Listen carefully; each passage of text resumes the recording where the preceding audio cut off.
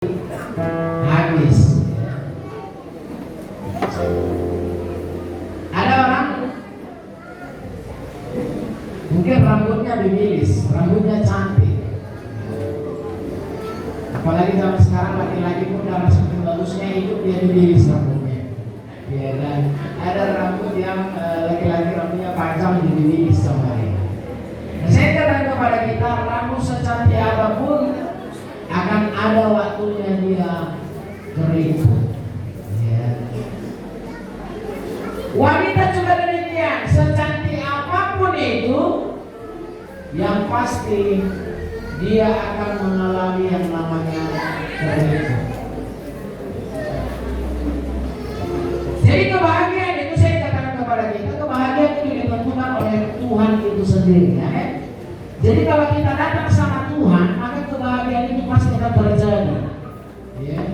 Ada orang kaya raya, orang yang sangat kaya raya, dia dari mobil, dia lihat ada seorang anak sol sepatu, tukang sol sepatu, dia beli sepatu, dia nulis bahagianya yang dia katanya. Bahagia kali dia bisa kesana kesini, kesana kesini, dia bisa bekerja dengan bagus. Lalu anak juga yang kerjakan sepatu ini dia bilang gini, ketika dia melihat bapak-bapak itu yang naik mobil mewah, dia katakan, wah enak kali bapak itu, dia bisa naik mobil, begitu enak dia di atas, ada pengawal, ada supir. Lalu bapak-bapak itu turun sebentar mau membeli sesuatu, dituntun anak buahnya repot, ya. Dia bawa kursi roda, rupanya kakinya putus dua-dua, nggak ada kaki. Akhirnya anak itu berkata, wah, aku nggak mau kayak gitu, nggak mau. Cukup aku yang seperti ini katanya. Ya. Jadi ada banyak uang nggak bisa tidur, nggak punya uang juga nggak bisa tidur. Karena apa? Waktu tidur keong katanya perutnya, ya kan? Yang banyak uangnya nanti jadi orang mampu. Nah, jadi Bapak Ibu, saudara-saudara, kesimpulannya adalah Tuhan yang membuat kita berbahagia. Ya. Menjadi keluarga yang berbahagia adalah keluarga yang dibawa dekat dengan Tuhan. Di luar Tuhan kita nggak bisa berbuat apa-apa. No. Ranting kalau nggak lengket di pokoknya dia nggak akan bisa berbuah. Jadi kalau lengket dengan pokok, dengan Yesus itu sendiri, maka ranting itu kita pasti akan berbuah. Jadi Bapak Ibu saudara-saudara yang terkasih, saya katakan kepada kita tetap dekat kepada Tuhan. Di tengah keluarga kita, wariskan Yesus di tengah rumah tangga. Jangan wariskan harta kekayaan yang ada hanya setelah tiada anaknya si kaki-kaki. Ya, anaknya marah-marah. Hanya gara-gara apa? Warisan. Ya, jadi saya katakan wariskan Yesus di dalam rumah tangga. Amin. Hampir semua keluarga bermasalah. Ya, sekali lagi Bapak Ibu saudara-saudari, hampir semua keluarga itu bermasalah. Kalau pacaran biasanya reklamnya itu, reklam, iklan. Nanti aslinya, nanti setelah menikah baru tahu aslinya. Dan jangan bilang kalau aku tahu kau dulu kayak gini, asahan. Jangan sampai terungkap itu, ya. Jadi masih punya waktu. Sebelum tangan di atas kepala masih punya waktu untuk berpikir. Ya, masih punya waktu. Saya suka bilang sama jemaat, moto saya tersenyumlah. Siapa tahu ini yang terakhir. Iya, itu motonya. Karena kita nggak tahu kapan dipanggil Tuhan. Tersenyum itu maknanya luas. Kalau saya sebagai suami, jadilah suami yang terbaik. Siapa tahu itu hari terakhir. Kalau istri, jadilah istri yang terbaik. Siapa tahu itu hari terakhir. Saya khotbah di depan ini, jadilah pengkhotbah yang terbaik. Siapa tahu ini terakhir. Jadi semuanya kita tahu bahwa kita nggak tahu kapan kita terakhir. Jadi semuanya serba siapa tahu ini yang terakhir. Jadi kerjakan yang baik. Amin. Jadi pendengar firman Tuhan, pendengar yang baik. Siapa tahu itu yang terakhir. Coba kita sama kita dengar firman Tuhan.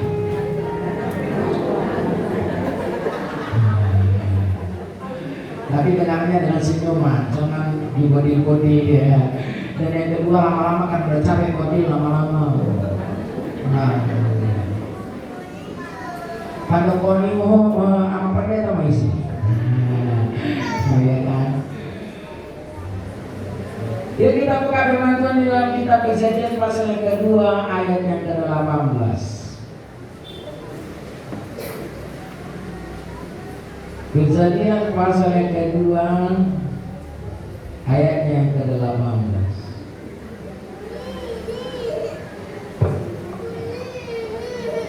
Ini satu ayat Bapak Ibu Saudara-saudari. Saya akan baca, yang nggak bawa Alkitab ada di depan, ya.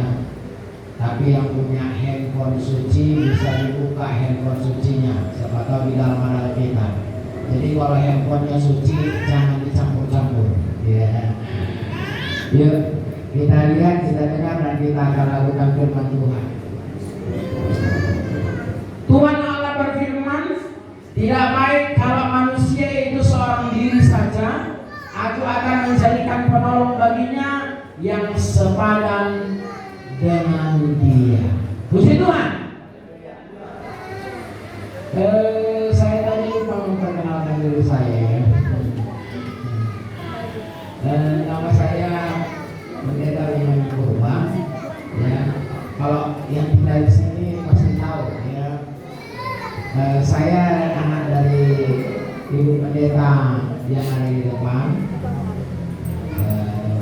dan saya tinggal di Berdikari, punya istri, Guru Ginting, 2 anak saya, ya. Dan punya adik, ini adik. Oh, Telaga, ya. Yang MC tadi adik saya.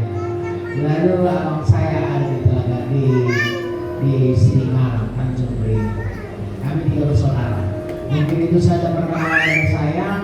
Ya, saya amatan dari Sekolah Tinggi Teologi Indonesia yang ada di Loksi, ya, yang dinaungi oleh pimpinan pusat Pendeta Kris Marantika, Dr. Elin Semangat.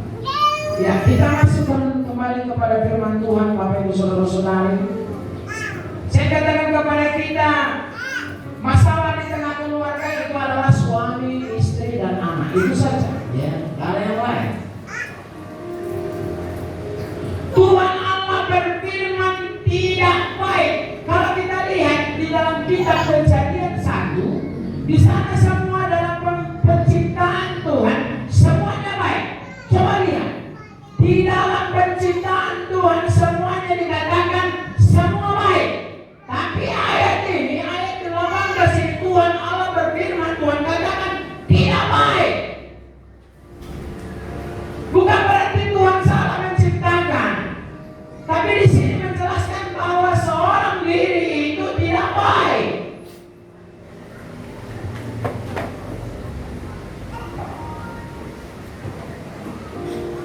Itu sebabnya Tuhan menciptakan pasangannya kembali.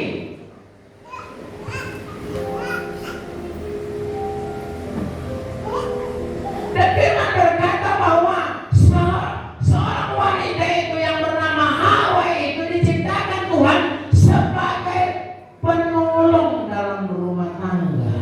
Penolong, bukan penodong, ya. Penolong. Jadi beda, penolong dan penodong itu beda, penolong. Saya katakan kepada kita, kalau tak boleh saya bertanya, kata penolong ini berarti siapa yang lebih kuat, wanita atau pria? Hah? Siapa yang paling kuat, Bapak Ibu Saudara? Wanita. Kalau kita bisa melihat firman Tuhan, diciptakan seorang wanita sebagai penolong. Wanita itu menolong, namanya menolong. Yang ditolong siapa? Pria. Ya.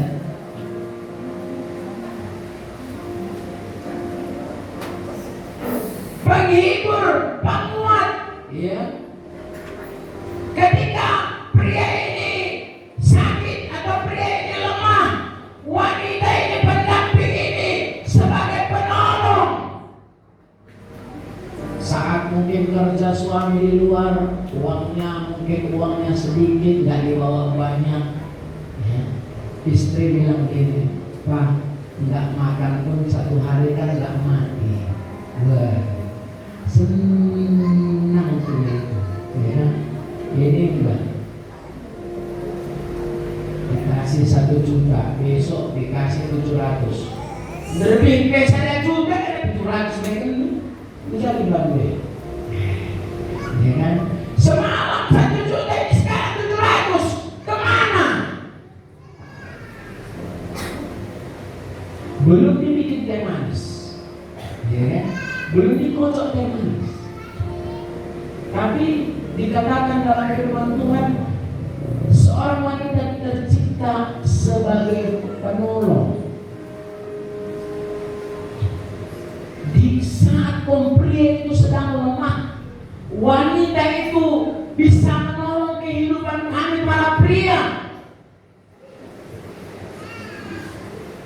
Bermaksud tadi ingin konsultasi, bermaksud tadi ingin tukar pikiran, ujung-ujungnya berantem. Karena apa? Tidak sepaham. Tidak sepaham. Banyak orang-orang yang tidak sepaham hancur rumah tangganya. Alasan daripada artis-artis untuk cerai, ya, kami udah nggak cocok lagi. Gitu. Padahal anaknya udah 3, nggak cocok juga katanya. Ya, kalau nggak ada tadi anaknya, lain cerita dari nggak cocok, ada itu nggak boleh. Ya, ini udah 3 anaknya nggak cocok lagi. Berarti mereka sudah mencintai sampai 3 anaknya, dibilang nggak cocok. Diciptakan lagi, bagus-bagus diciptakan, ya. Karena menikah. Tapi rontok juga dengan manusia.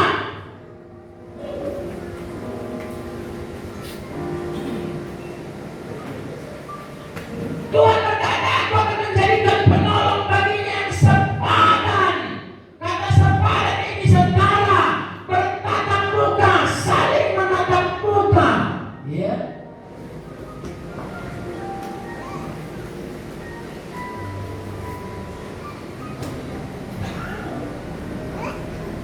Hari ini Tuhan sudah memberikan tulang rusuk yang hilang, sudah memberikan kepada kita. Coba darah dulu, darah dulu, senyum dia, mengadap.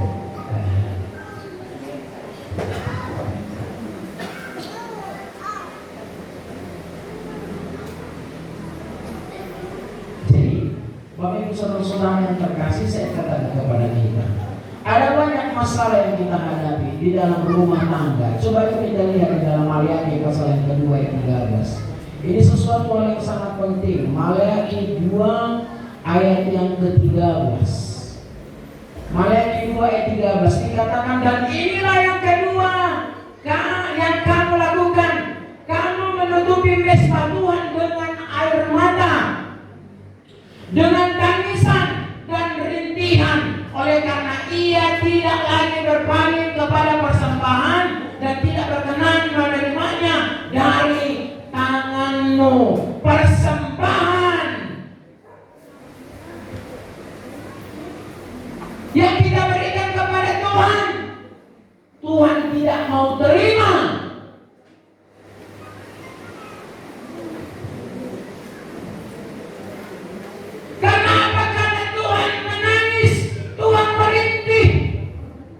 14 dikatakan, dan kamu bertanya, coba dengar baik-baik, dan kamu bertanya oleh karena apa? Oleh sebab Tuhan telah menjadi saksi antara engkau dan istri masa mudamu yang kepadanya engkau telah tidak setia, padahal dialah teman sekutumu dan istri seperjanjianmu. Ya. Kenapa Tuhan menolak semuanya itu? Persembahan Tuhan menolak, bahkan Tuhan tidak suka dengan kita. Karena apa? Karena Tuhan sudah menjadi saksi. Tuhan melihat kita tidak lagi setia dengan teman hidup kita.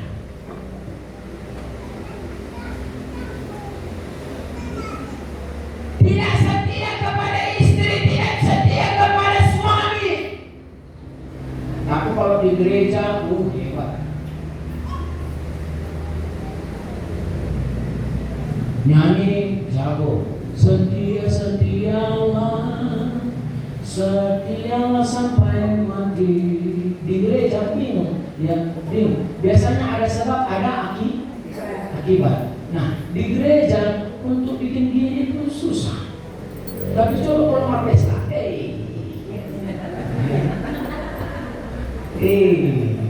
jumpa kali dulu, ya kan? Bingung aku. Jadi kalau di gereja untuk bikin setialah berat. Padahal udah Tuhan bilang ada sebab, ada akibat. Apa yang kau tahu, Firman Pemasmur berkata, sambutlah pujilah Tuhan dengan gambus dan tarian. Bertepuk tanganlah. Jadi bukan bertepuk tangan itu bukan punya gereja, salah. Bukan punya Pentekoste, tapi punya firman. Tapi ya namanya aturan gereja, ya kan? Jangan pula orang gak tepuk tangan, Bapak Ibu saudara bertepuk tangan, bingung nanti, ya kan? Tapi di mana kita berada, mari kita bersama-sama merasakan. Amin. Kami dulu kalau khotbah, karena kami interdenominasi, saat dosen khotbah kita mencatat. Saat kami pun berkhotbah, dosen mencatat. Jadi ibadah hari ini, hari Kamis, kami ala Protestan. Kami ini suci, suci, suci. Ala karismatik di hari Jumat, semua bertepuk tangan. Ya. Kalau untuk yang baik, untuk memuliakan nama Tuhan, kenapa enggak?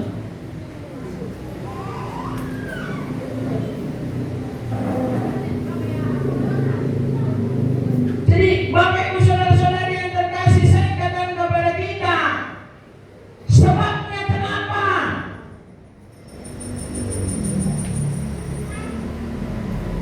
Kenapa kita tidak setia kepada teman kita, kepada pasangan kita? Akibatnya Tuhan menolak. Dia tolak persembahan kita, dia tolak diri kita. Nyanyinya bagus, setialah setia sampai mati. Jangankan sampai mati, setengah mati pun tidak.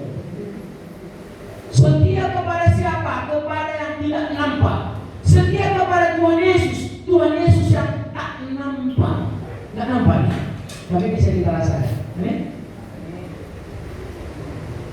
Omong kosong namanya kalau kita setia kepada Tuhan, tapi sama yang nampak aja kita nggak setia, ya kan? Yang nampak istri kita nampak itu, tapi nggak setia. Suami nampak itu, tapi nggak setia. Omong kosong. Bagaimana kita bisa setia kepada Tuhan yang nggak nampak? Kalau teman kita pun kita tak setia. Itu sebabnya Tuhan merintih, Tuhan menangis.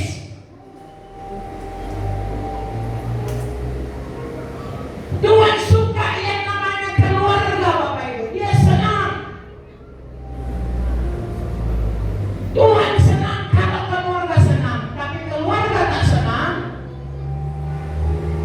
Tuhan pun gak senang. Ya, Tuhan pun gak senang.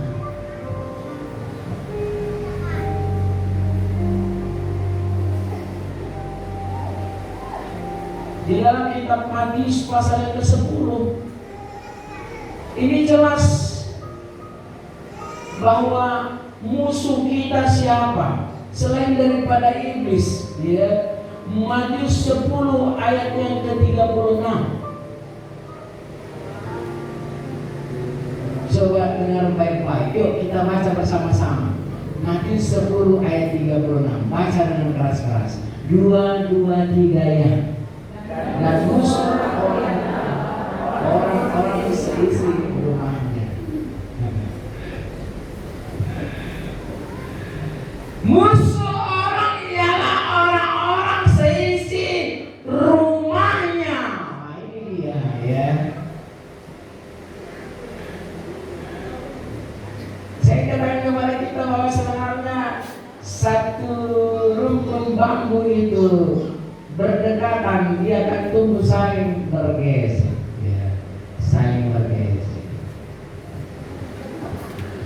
Mulut ini tak pernah aku tahu atau tak pernah aku dengar ada orang mulutnya menggigit tangannya sendiri sampai putus. Nggak ada. Pernah ada ya, orang yang waras ya, orang yang waras karena di situ mungkin kurang waras dia. Orang yang waras digigitnya tangannya. Pernah lihat? Pernah sampai berdarah? Ada? Enggak. Tapi kalau gigi sama lidah sering digigit lidah itu, ya kan? Sering kan dari makan ya tergigit lidah itu. Apa kata lidah? Keluar tahu kan? Enggak. Ya. Karena kalau lidah sakit semuanya merasa sakit.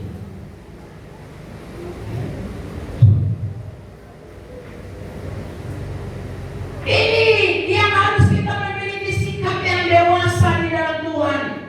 Dewasa di dalam Tuhan itu artinya memahami suami, memahami istri. Lewat apa? Lewat pengenalan akan firman Tuhan. Anak-anak Tuhan itu harus tahu kebenaran firman Tuhan sehingga dia bertumbuh dewasa. Bunga atau pohon, kalau kita siram kita pupuk dia taringnya tinggi-tinggi, enggak berbuah pula, lama-lama kita tebang. Betul? Kita nggak suka nengok dia. Tuhan juga demikian. Kalau kita nggak bertumbuh, Tuhan tebang kehidupan kita. Bagaimana bertumbuh? Anak sekolah minggu engkau baca kitab suci, doa tiap hari kalau mau tumbuh. Bukankah Tuhan bilang, bila imanmu ada tumbuh sebesar biji sesawi, kau sanggup pindahkan gunung, kata Tuhan. Gunung apa? Gunung persoalan, bukan gunung Sinabung. Kalau dipindahkan gunung Sinabung bingung nanti pemerintah. Gunung persoalan.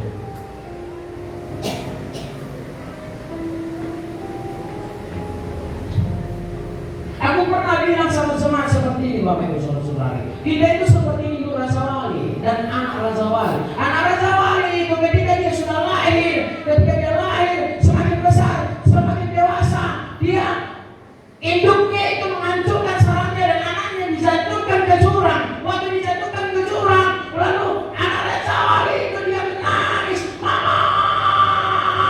Katanya waktu masuk ke jurang itu, akhirnya mamanya lihat sebelum jatuh ke dasar, mamanya induknya menangkap anaknya dan dia kembali naik ke sarangnya.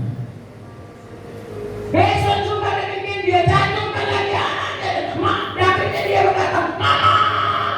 Katanya dan induknya datang lagi, dia tangkap. Berulang-ulang dilakukan seperti itu dan akhirnya suatu saat ketika anak Raja Wali itu dijatuhkan kembali, dia lagi berkata, dia tak berkata lagi, mama, enggak, tapi dia mulai kepakar sayapnya dicoba belajar dan akhirnya dia bisa terbang seperti Raja Wali yang dewasa.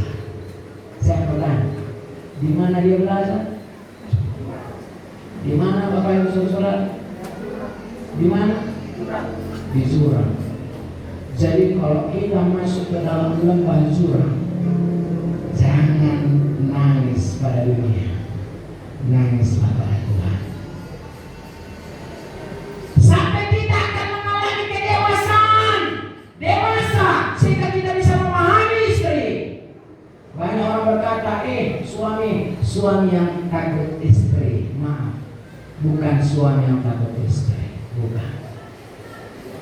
Tapi suami yang gak mau jauh dari berkat. Karena apa? Firman Tuhan berkata, berkat itu Tuhan perintahkan kepada siapa? Kepada keluarga yang hidup rukun dan damai. Jadi jangan pernah cari-cari berkat. Karena berkat, Bapak Mas bilang Tuhan perintah. Jadi keluarga itu harus datang kepada Tuhan, dekat kepada Tuhan, setia beribadah kepada Tuhan. Ada orang berkata, saya tanya sama dia, kenapa gak ke gereja? Sibuk aku sama pendeta. Banyak tanamanku, timun, kacang panjang, tomat, cabai, semuanya harus disiram Pak Pendeta. Lalu beberapa bulan kemudian dia datang ke gereja, tanya, kenapa Pak ke gereja? Bingung dia. Pak Pendeta ini kenapa ditanya aku kenapa ke gereja? Harusnya ditanya kenapa ke gereja. Kok ditanya pula kenapa ke gereja? Iyalah biar tahu aku. Dia bilang gini, benarnya Pak Pendeta. Apa yang benar? Timunku bagus, cabaiku bagus, tomatku bagus, semua bagus. Harganya nggak bagus. Rugi ya. Besar kecilnya Tuhan yang menentukan. Amin. Amin. Kalau nggak kerja dari mana uang Pak Pendeta? Iya kalau kerja. Kalau sakit bisa kerja? Iya kalau sakit. Kalau berita tidak ada, bisa kerja? Nggak bisa. Jadi semuanya datang dari Tuhan. Semuanya datang dari Tuhan, Bapak Ibu Saudara-saudara yang terkasih. Sekali lagi Bapak Ibu Saudara-saudari, Tuhan sangat senang dengan yang namanya keluarga.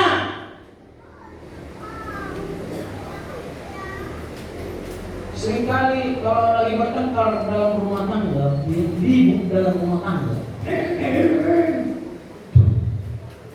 Aku sering bilang itu, ada orang gara-gara odol gigi, cerai-ceraian dia.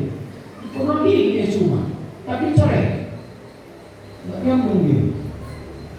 Karena istrinya digulungnya dari bawah, katanya pepsodennya. Kadang suaminya karena pulang dari kerja capek, dia rasa tekannya dari tengah. Sekali gigi, besok digulung terus. Kadang suaminya dipecah dari tengah. Dia akhirnya ngomong istrinya, kalau Pak, cuman kalau kamu Pak, bingung, kenapa pun kalau tak katanya, udah bagus turun dari bawah, kok picit tengah, sedih turun dari bawah, picit tengah. Kalau kadang-kadang ini yang mau berantem kadang pulang kau, kok makna, nah ini. Hal yang baik pun bisa cari-cari, hal yang baik. Lagi susah dia tak makan. Ekonominya lagi susah. Datang suaminya, istriku, mamamu sama bapakmu kan mantap di kampung. Lagi nanam padi. Ini lagi panen ini. Ke kampung lah kau katanya. Ke kampung dia. Puji Tuhan katanya. Bagus ya. Kata-katanya puji Tuhan. Aku bawa beras 1 doni katanya. Wah, tepuk tangan suaminya. Terima kasih cinta. Bagus? Bagus. Tapi apa kelanjutannya? Dia bilang, ini dari bapak sama mamaku. Baik kan? Baik. Bapakmu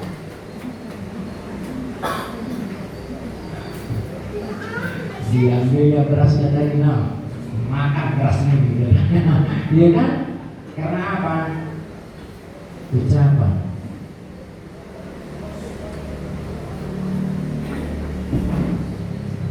Jadi Bapak Ibu Saudara-saudara yang terkasih, ketika suami istri bertengkar dalam rumah tangga, banyak pendeta datang, itu pendeta datang, shalom, stop. Hari syariah, paus lebih paus, berpendeta. Masuk pendeta. Bapak beritahu pendeta itu apa pendeta manis? Duduk, pendeta manis kata ini. Gitu pun apa pendeta? Silakan jalan ya. Ya, masuk babak kedua. Ya.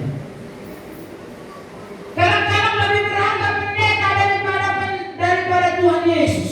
Lupa dia bahwa sebenarnya Tuhan Yesus itu selalu ada. Dimanapun kita berada, Tuhan Yesus itu selalu ada.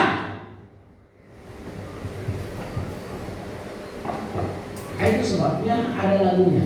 Bukanku hormat akan Engkau. Firman berkata 2 atau 3 orang berkumpul dalam namaku, di situ aku ada, kata Tuhan. Jadi kalau lakukan ibadah harus penuh dengan rasa hormat. Karena apa? Tuhan ada. Namun kadang-kadang lebih hebat camat daripada Tuhan, ya kan? Kalau camat datang lebih teratur dia daripada dia yang datang. Ya. Kami soalnya pernah gitu menghadiri satu pesta, ya, jemaat itu mengundang camatnya, camat, ada kepala desa, giliran tanya yang datang, ya, betul, horas, masuk, camat dari pasar masuk, horas, katanya, dia langsung disambut luar biasa. Ingat Bapak Ibu saudara-saudara, saya katakan kepada kita, Tuhan ada di mana-mana. Itu sebabnya mari kita menjalani hidup ini penuh dengan rasa hormat, dengan sikap saling memahami satu dengan yang lain. Amin. Tadi waktu penyambutan pengantin di depan, aku bilang nyanyi dari semula, karena ibu kepala bilang ibu pendeta nyanyi dari semula, ya. Dari semula aku bilang, rupanya di depannya terima kasih dari semula aku bilang, iya kan? Karena dari bilang ibu pendeta dari semula, bukan terima kasih Tuhan. Akhirnya setelah dimatikannya terima kasih Tuhan, iya memang terima kasih Tuhan, kata ibu gembala lagi, inilah bada-bada nanti, iya kan? Tapi puji Tuhan, ya, ada sikap saling memahami satu dengan yang lain. Amin, amin. Sikap saling memahami inilah yang paling penting, ya, yang harus kita kerjakan Bapak Ibu saudara-saudari. Ingat Tuhan ada di mana-mana. Tuhan selalu beserta dengan kita, sebab Dia Allah yang Immanuel. Kita masuk yang lebih inti lagi di dalam kitab Matius pasal yang ke-19 ayat 5 sampai ayat yang ke-6. Dengarkan baik-baik yang berkeluarga, bahkan khusus pengantin. Dan firman-Nya, sebab itu laki-laki meninggalkan ayah dan ibunya dan bersatu dengan istrinya, sehingga keduanya itu menjadi satu daging. Demikianlah mereka bukan lagi dua, melainkan satu. Karena itu apa yang telah dipersatukan Allah tidak boleh diceraikan manusia. Daging bisa diceraikan melalui hukum, ya. Makanya ada sidang perceraian, talak di 3. Kalau Kristen pengajarannya monogami, bukan poligami. Monogami 1 sampai seumur hidup. Kenapa tidak bisa diceraikan oleh manusia? Karena siapa yang sanggup menceraikan roh? Roh yang sudah dipersatukan Tuhan tidak bisa diceraikan oleh manusia, kecuali apa? Kecuali kematian. Kematian, karena orang yang mati rohnya akan kembali kepada Tuhan. Itu namanya perceraian.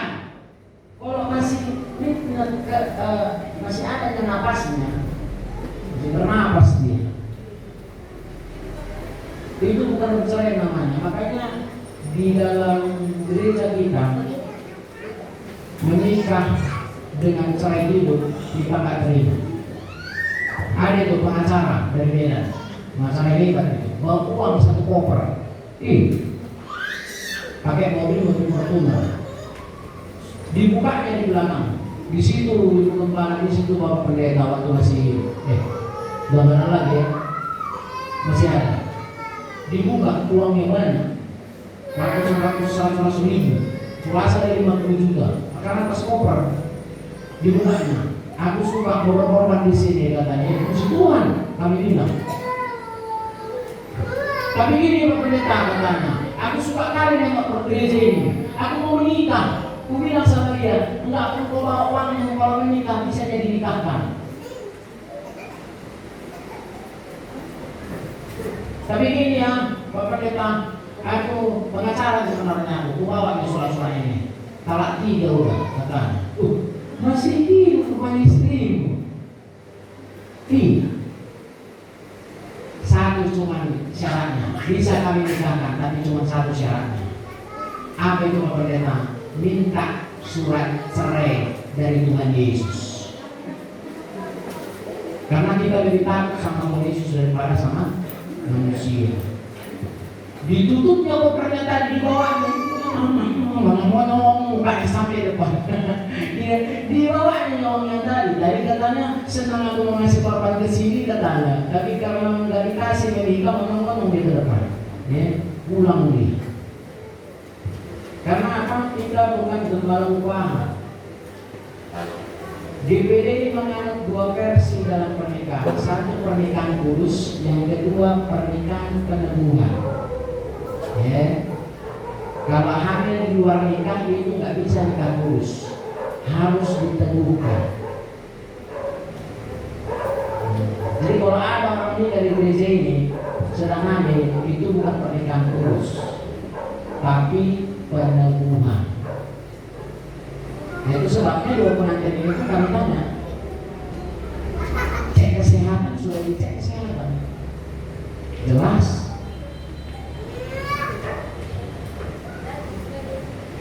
Tapi ada juga yang ya kuliah ya, itu urusannya sama Tuhan. Tuhan ini sama Tuhan. Jadi Bapak Ibu saudara-saudara yang terkasih, saya katakan kepada kita, perceraian itu hanya bisa lewat kematian. Kalau hidup jangan coba-coba bercerai. Karena apa? Karena musuhnya adalah kematian. Ya, kematian sedang memimpin. Nah, sekali lagi masih ada waktu untuk berpikir sebelum kami berada di kepala. Ya, masih dikasih waktu untuk berpikir. Sehingga apa? Sehingga kita tidak sembarangan. Ya.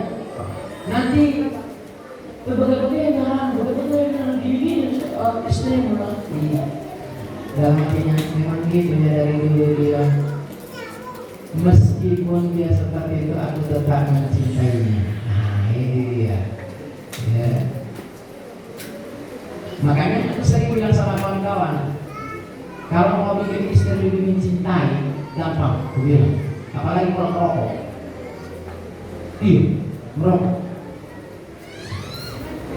Aku bilang sama dia, merokok berapa harga rokok? Aku bilang sama dia, sekian katanya. Bikin lawang 30.000, 3 kali 30 hari, 900.000 kali 1 tahun. Berapa? 18 juta. Ya, 18 juta. Beli emas, kalungnya kayak, ada cincinnya kayak, waktu dia ulang tahun baru bilang, sarannya cintakan dia sama aku, cintakan dia sama aku. Cuma bilang sarannya aja, anak-anak tahu. Ya kan? Gampang, anak-anak kalau gampang bilang, sarannya. Ya. Sehingga apa? Sehingga suami tadi yang merokok kan jadi merokok, sehat dia, ya kan? Sehat, bahagia, jangan tersinggung ya. Tersinggung tuh gak apa-apa lah. Ya. Karena Tuhan menciptakan hidup ini yang indah ini bukan untuk jadi cermin asal, ya kan? Puji Tuhan, hidup diciptakan lubang yang ke bawah, coba kalau ke atas. Sim kita, kalau hujan untuk hidup, masuk dia, ya kan? Indah. Jadi, Bapak Ibu Saudara-saudari, rumah tangga itu harus setia kepada temannya, ya. Harus setia dalam suka maupun duka. Rumah tangga itu harus bisa bertanggung jawab. Ya, terakhir. Inilah inti daripada firman Tuhan hari ini. Kitab Efesus pasal yang kelima ayat 33. Coba dengar Bapak Ibu Saudara-saudara. Efesus 5 ayat 33 apa katanya? Bagaimanapun juga, nggak ada komentar, ya. Bagaimanapun juga, mau A sampai Z terserah. Namanya bagaimanapun juga, mau jahat mau baik, bagaimanapun juga. Apa katanya? Bagi kamu masing-masing berlaku, pribadi-pribadi, semua manusia berlaku. Apa yang berlaku? Kasihlah istrimu. Hai suami, kasihlah istrimu bagaimanapun juga. Amin. Jadi paham istri, maka sehingga nanti bagaimanapun juga aku tetap mencintai. Amin. Amin. Tapi bukan serang, nggak pede sama aku. Amin.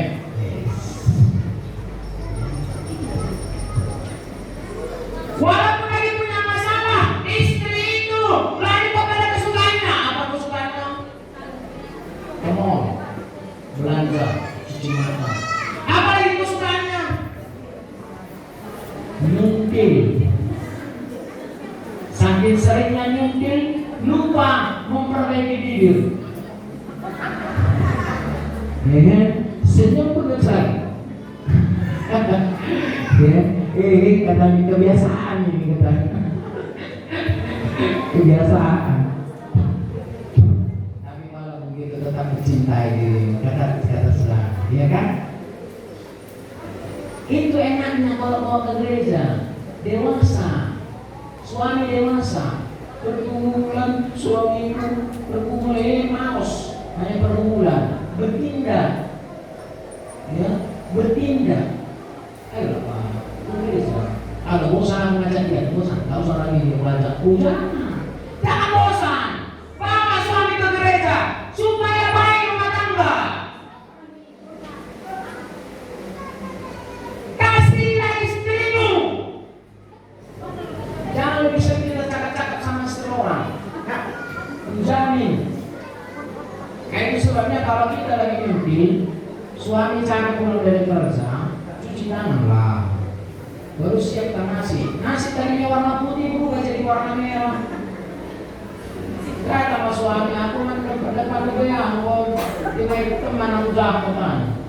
Datang pula orang Jawa sana, dan makan masih panas, tambah, ya, habis lah, habis.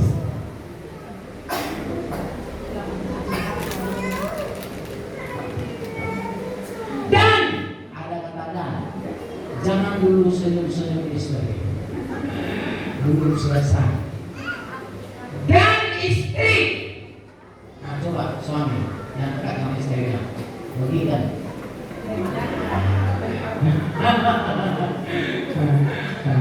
Begitu kan gitu kan kalau di gereja kan kalau udah waktunya pas lawannya dengar baik-baik. Bagaimanapun juga hai istri, hendaklah menghormati suaminya. Ya, hormati. Jangan kalau lewat, saya lewat, jangan, bukan begitu. Ya, hormati dia. Bukan suami itu, bukan mau lagi, nggak kerja dia. Berikan parfum muslim sana, nggak kerja, biar wangi terus, stay terus. Semua punya cara. Kalau istri lagi capek kerja, lalu suami itu sedang baca-baca koran, minum kopi, gimana otakmu? Udah capek, aku bantu dulu, kamu nyapu biar aku ngepel. Ya, harusnya bilang sama suami, saya ikut cinta. Aku sebenarnya sayang sama kamu. Tapi lebih sayang lagi aku kalau bukan tua, cantik kan ya lupa. Ya. Yang mana yang mau dikerjakan nak? Iya kan? Itu dia. Yang mana yang mau dikerjakan? Sehingga apa? Sampai tua, sama sehat, sama lembut, sama keras. Ya kan? Keras tangan ini enggak, jadi lembut tangan suami daripada istri. Iya kan? Hati-hati, ya hati-hati. Pertahankan rumah tangga, tetap ciptakan kasih dalam rumah tangga. Bukan karena rumah besar, bukan karena anak, bukan karena apa, tapi karena aku mencintai, mengasihi. Arti kasih menguntungkan orang lain dan kita rugi. Itu nama kasih. Amin. Menguntungkan istri dan suami rugi, itu kasih. Menguntungkan suami dan istri rugi. Siap rugi? Siap rugi? Susah kali siap rugi? Di sini suaminya harus kenal. Belum tahu suami itu siap.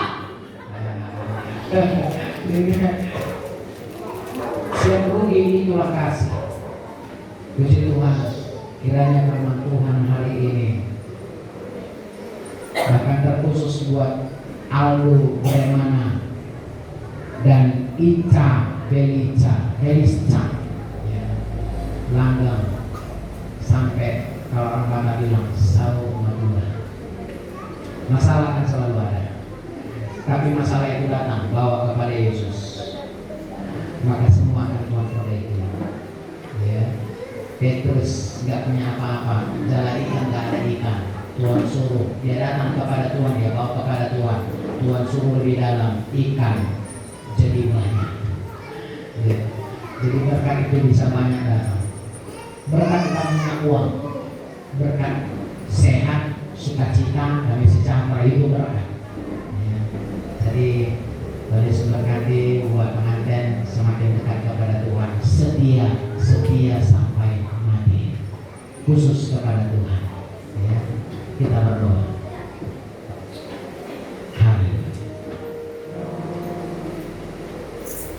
Terima kasih Tuhan buat firman-Mu. Kami sudah dengarkan firman. Biarlah firman-Mu mengajari kami, mengucapkan kami, mengubah pola pikir kami, sehingga kami lebih sayang lagi kepada teman seiya kami. Sampai masa tua kami saling mencintai. Kami tahu di atasnya cantik, masih ada yang jauh lebih cantik.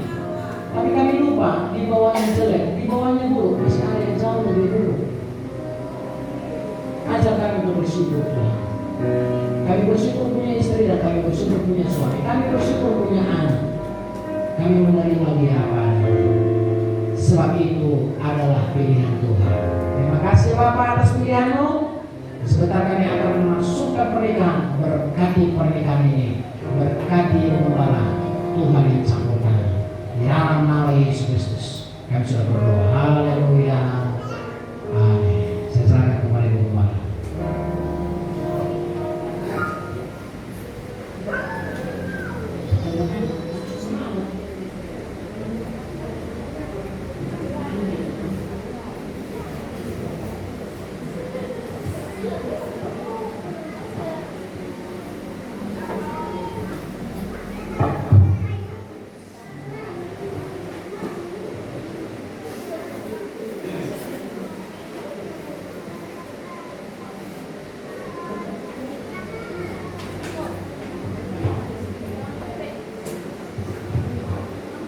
Shalom. Puji Tuhan. Puji Tuhan. Siapa yang rasa diberkati oleh firman Allah? Bagaimana pengantin? diberkati. Ya, ini untuk semua, tapi khusus hari ini kepada kedua pengantin. Ya, dan kita datang semua ini untuk membawa doa restu, bukan hanya sekedar datang, doa restu supaya kalian diberkati, ya, supaya kalian juga semakin saling mencintai, semakin tua semakin cinta. Amin. Kalau didasari dengan firman Tuhan, semakin tua semakin cinta. Ya. Jadi karena kita mau menjalankan pemberkatan dan kami undang kedua orang tua dari pengantin, satu orang datang ke depan untuk menandatangani